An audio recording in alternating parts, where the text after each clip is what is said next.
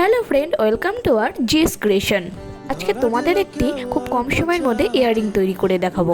তো প্রথমেই দেখতে পাচ্ছ একটি স্কাই কালারের সুতোকে ভালো করে পিচবোর্ডে জড়িয়ে নিলাম, তারপর সেটাকে আঠা দিয়ে সেট করে নিলাম। তারপর দেখো স্কাই কালারের সুতোটিকে ফার্স্টে ইয়াররিং ক্যাপের মধ্যে ভালো করে জড়িয়ে নিচ্ছি।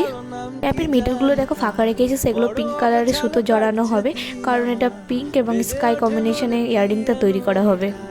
তোমরা হয়তো ভাবছো এখানে পিঙ্ক কালারের সুতো জড়ানোর বদলে আমি স্কাই কালারের সুতো কেন জড়াচ্ছি। আসলে আমার পিঙ্ক কালারের সুতো জড়ানোর ভিডিওটা ডিলিট হয়ে গেছে, তাই আমি স্কাই কালারের সুতো জড়ানোটাই আমার প্রথম থেকে দেখিয়ে দিলাম। তো দেখে নাও আমার সুতো জড়ানো কমপ্লিট হয়ে গেছে প্রায়।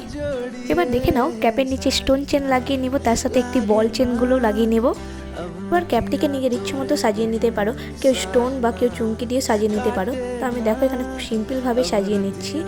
সবশেষে দেখে নাও একটি বড় পিন নিয়ে নিয়েছি এবং তার মধ্যে একটি সাদা পুঁতি দিয়ে পিনটিকে সাইজ অনুযায়ী কেটে নেব এবং রাউন্ড শেপ করে সেটির মধ্যে স্পিন ঢুকিয়ে দিলে আমার ইয়াররিং প্রায় কমপ্লিট। তো ইয়াররিং মেকিং ভিডিও তোমাদের কেমন লাগলো অবশ্যই আমাকে কমেন্টে জানাও, আর অবশ্যই আমার চ্যানেলটিকে সাবস্ক্রাইব করে দেবে। Thank you.